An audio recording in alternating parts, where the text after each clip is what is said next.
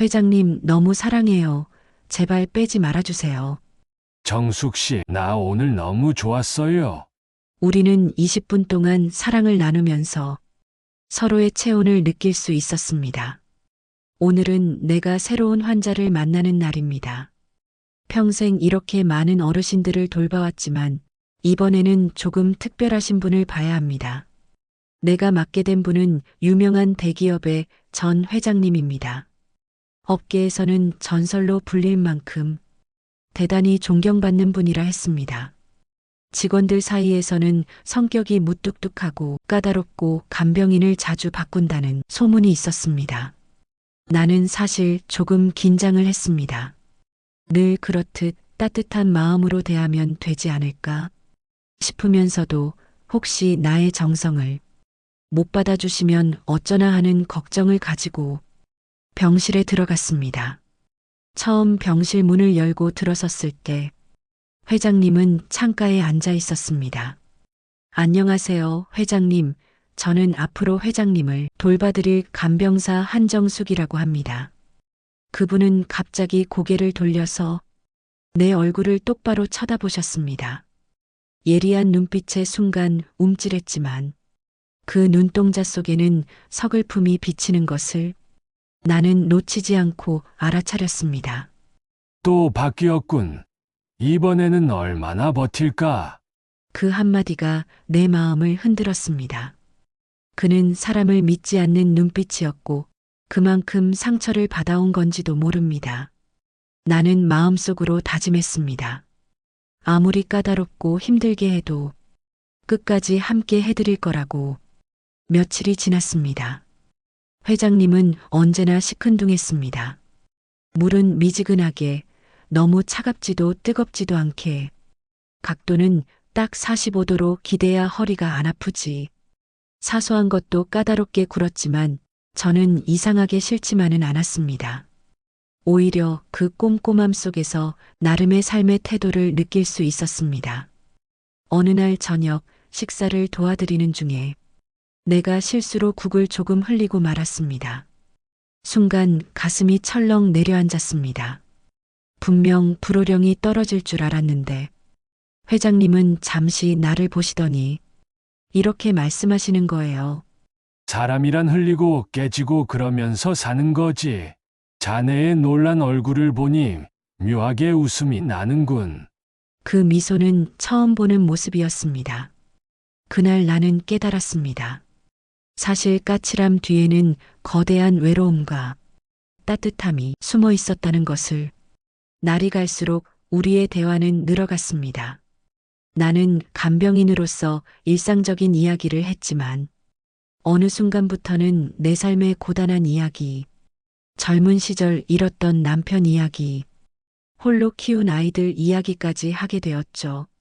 나는 10년 전 불의의 교통사고로 남편을 잃었고 생계수단으로 요양보호사 일을 하면서 중학교 2학년 딸아이와 초등학교 6학년 아들을 홀로 키우면서 어렵지만 즐거운 마음으로 살아왔습니다. 정숙 씨, 10년 전 남편을 잃고 혼자서 아이들을 키우셨단 말인가?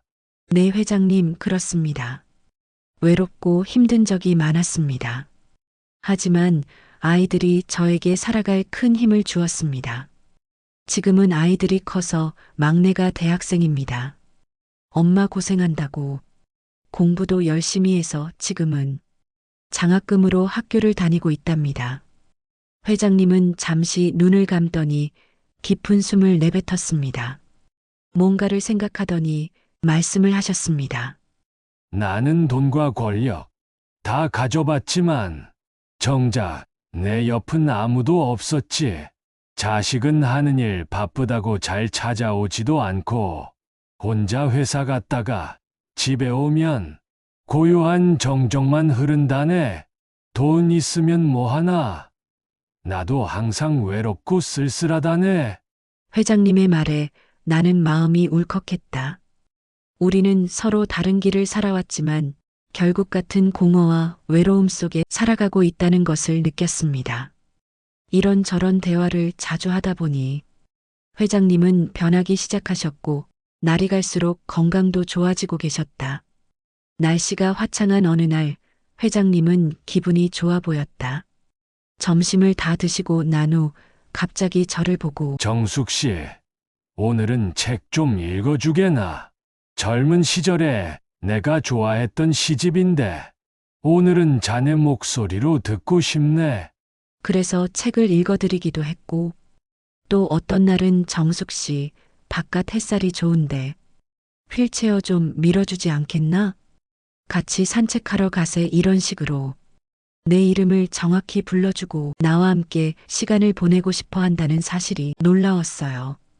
나는 회장님의 단순한 간병인이 아니라 그의 벗이 되어가고 있었습니다. 한 번은 휘청대는 내 어깨를 다정히 잡아주며 그는 말씀하셨습니다. 자네가 내게 힘이 되어 주었듯 나도 자네 인생의 작은 의지가 될 수 있으면 좋겠네. 그렇게 나와 회장님은 간병인과 환자의 관계가 아닌 서로가 의지하는 사이로 변해가는 듯 했습니다. 그리고 한 달 후 회장님의 상태가 호전이 되면서 퇴원을 하는 날이 찾아왔습니다. 우리는 그렇게 헤어지는 시간이 다가오고 있었습니다. 그리고 나는 또 새로운 환자를 맞이할 준비를 하고 있었죠. 퇴원하는 날 아침, 나는 회장님 아침 식사를 챙겨드리고 옷도 갈아입혀드리고 내 물건을 정리한 후 인사를 했습니다. 회장님, 퇴원을 축하드립니다. 댁으로 가셔서도 식사 잘 챙겨서 드시고 건강하세요. 이렇게 인사를 하고 회장님이 가시는 모습을 보고 있는데 갑자기 뒤돌아보시면서 정숙 씨, 우리 집에 와서 개인 보호사로 일해주면 안 되겠소? 그렇게 말씀을 하시는 거였어요. 그래서 잠시 생각을 하다가 회장님과 정도 들고 딱히 갈 데도 없고 해서 그렇게 해도 되겠습니까? 저야 회장님 댁에서 일하면 더 좋지요. 그렇게 말씀을 드리니까 그렇게 하자고 해서 퇴원하시는 회장님을 모시고 평창동 집으로 오게 되었습니다. 정확히 말하자면 간병사가 아닌 집안 도우미로 오게 된 거지요. 나의 근무 방식은 새벽에 회장님 댁으로 와서 아침 식사를 챙겨드리고 낮에는 집안일을 하고 오후에 저녁 식사를 챙겨드리고 퇴근하는 일정으로 일을 하는 거였습니다. 아무튼 나는 회장님의 건강을 위해서 제철 음식이나 보양 음식으로 정성스레 장을 봐와서 챙겨드렸습니다. 정성스럽게 식사를 챙겨드리면 식사 한 그릇은 뚝딱 해치우시면서 정말 맛있게 잘 먹었어요, 정숙 씨 하면서 인사까지 하셨습니다. 그 후로 회장님은 예전처럼 건강을 되찾아서 회사에도 나가고 사회생활을 정상적으로 하시게 되었습니다. 그렇게 생활을 한 지 한 달 정도 지났을까 하루는 일찍 퇴근하셨는데 저보고 할 말이 있다고 하시면서 저녁을 같이 먹자고 하셨습니다. 그래서 그날 저녁을 같이 먹게 되었는데 식사를 다 하고 나시더니 정숙 씨 맥주나 간단하게 한잔 합시다. 그러더군요. 나도 모르게 조금 당황한 표정을 지었는지 회장님께서 편안하게 한잔하면 됩니다. 그래서 간단한 과일과 맥주를 준비해서 한 잔씩 마셨어요.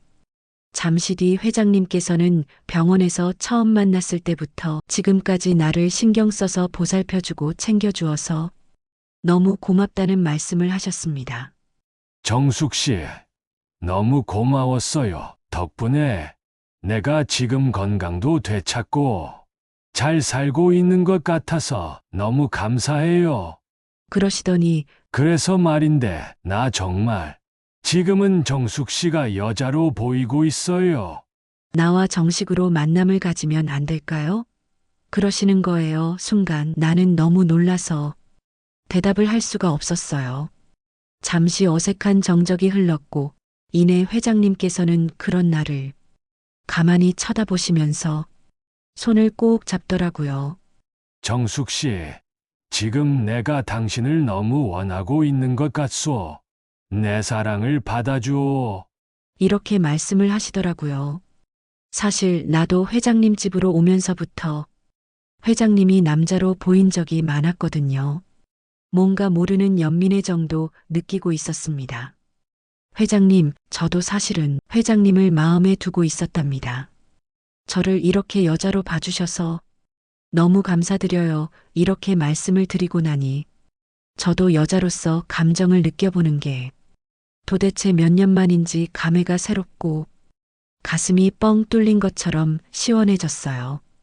그렇게 좋은 분위기가 이어지고 있을 때쯤 회장님께서 저의 어깨에 손을 얹으셨어요. 그러고서는 저의 입에 키스를 하시는 거예요. 저는 너무 당황했지만 싫지만은 않더군요. 그래서 저도 반응을 보이면서 감정에 충실했어요. 그 순간 회장님은 68세가 아닌 48세 정도의 강력한 힘이 나오는데 저를 완전히 흥분의 도가니로 몰아갔어요. 회장님은 저를 안방으로 가자고 하시면서 침대로 저를 데리고 가셨어요. 침대로 가서는 저의 은밀한 곳을 마구마구 애무하시더라고요. 저는 그동안 느껴보지 못한 오가니즘을 느끼면서 회장님 거기에 완전히 빠져들고 말았습니다. 회장님, 너무 사랑해요. 이런 말이 자연스럽게 나오고 저는 소리도 마음껏 질렀고 어느덧 사랑을 즐기고 있었어요. 병원에 있을 때의 회장님이 아닌 정열적인 남자의 모습을 보게 되면서 저는 또 한 번 회장님의 매력에 푹 빠져들었습니다. 그렇게 우리는 20분 정도 사랑을 나누었고 순간 나도 여자였구나. 이런 생각이 들면서 생활의 활력이 솟아나더라고요. 회장님도 만족하신 듯 정숙 씨 너무 멋져요. 나 오늘 너무 좋았어요. 이러시더라고요. 저희는 정리를 한 후 다시 주방 식탁에 앉아 맥주를 한 모금 하면서 현실적인 대화를 나누었어요. 회장님, 저는 회장님의 간병사이면서 도우미입니다. 현실적으로 저를 대해주시는 게 옳지 않을까요? 그러자 회장님은 정수가 무슨 말을 그렇게 섭섭하게 하니? 나는 너를 정말 여자로 보고 있다니까 이런 말을 하시면서 같이 살자고 하시더라고요. 그런데 우리 집 아이들은 내가 얘기를 잘해본다면 괜찮을 것 같지만 회장님 댁 자녀들은 제가 감당하기가 어렵겠더라고요. 현실적으로 용기가 나질 않았어요.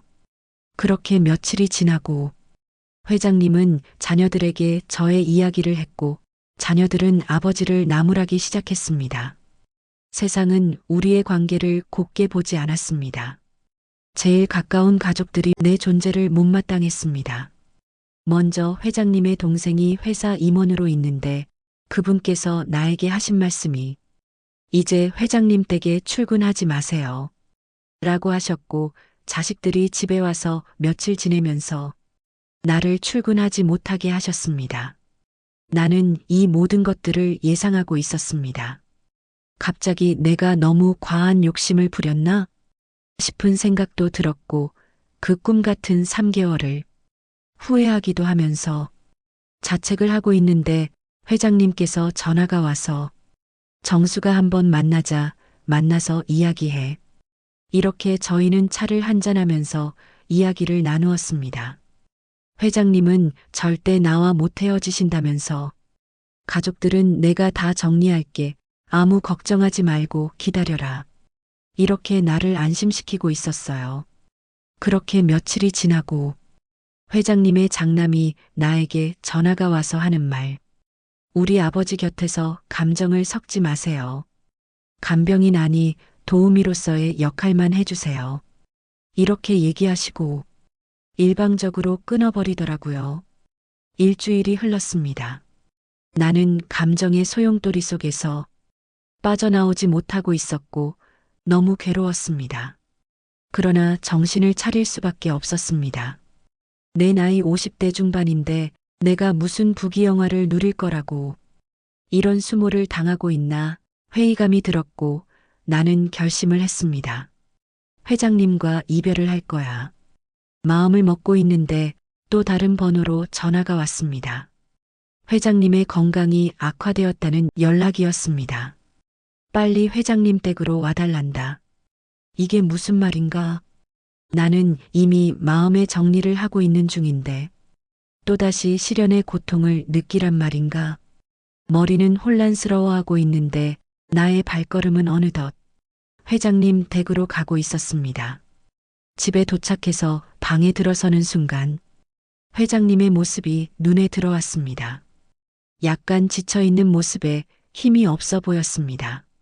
지친 회장님의 얼굴을 바라보니 나는 눈시울이 붉어졌어요. 회장님, 왜 이렇게 야위셨어요? 이제 현실로 돌아가셔야죠. 가족들 얘기를 들으시는 게 좋을 거예요. 저는 회장님을 떠날 준비가 되었습니다. 정수가 내 곁을 떠나지 말아줘. 내겐 이제 자식도 돈도 다 필요 없네. 정수기만 있으면 충분해. 저희 둘은 손을 꼭 잡고 눈물을 흘렸습니다. 그런 저희들을 보고 있는 가족들은 아버지의 진정성을 보았는지 저희의 사랑을 인정해 주셨습니다. 그렇게 자식들과 동생이 돌아가고 저희는 평창동 회장님 댁에서 같이 살게 되었습니다. 이제는 그 누구의 눈치도 보지 않으며 두 사람만 생각하면서 살아가고 있습니다. 다시 예전처럼 회장님의 건강도 좋아져서 매주 주말에는 캠핑도 가고 여행도 다니면서 건강한 삶을 살아가고 있습니다. 회장님은 제 인생의 선물이었어요. 간병인 시절 회장님을 만난 게 제 인생에 있어서 터닝 포인트가 된 것 같아요. 회장님도 저를 만난 게 최고의 행운이라고 말씀을 하시더라고요. 우리는 매일 아침 저녁으로 식사도 같이 하고 잠도 같이 자고 새벽에도 같이 일어나고 금실 좋은 부부로 부부 생활도 젊은 사람 못지않게 매일매일 사랑을 나누고 있답니다. 이제는 회장님이 아니라 오빠라고 부르고 있어요. 오빠와 사랑을 나누다 보면 지금도 내가 살아있구나. 이런 감정을 자주 느낀답니다. 회장님, 아니 오빠 늦었다고 생각하지 말고 지금부터라도 우리 평생을 함께 하자고요. 정수가 이제는 매일 아침 내 옆에 있는 너를 보며 하루를 시작하고 싶네. 회장님이 제 곁에 계신다면 인생의 황혼도 여명처럼 찬란할 거예요. 사람들은 나이가 들어도 여전히 사랑을 원하고 있습니다. 외로움 뒤에 찾아온 황혼의 사랑은 오히려 젊은 날의 그 어느 사랑보다도 진실하고 뜨거운 법입니다. 회장님과 정숙의 사랑은 세상의 편견을 넘어서 결국 결혼으로 이어졌습니다. 저와 회장님의 삶은 이제 더 이상 혼자가 아닙니다.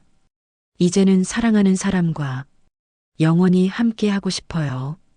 저와 회장님의 사랑을 응원하신다면 구독과 좋아요 부탁드려요. 이제까지 저의 두 번째 사랑의 이야기를 들려드렸습니다. 감사합니다.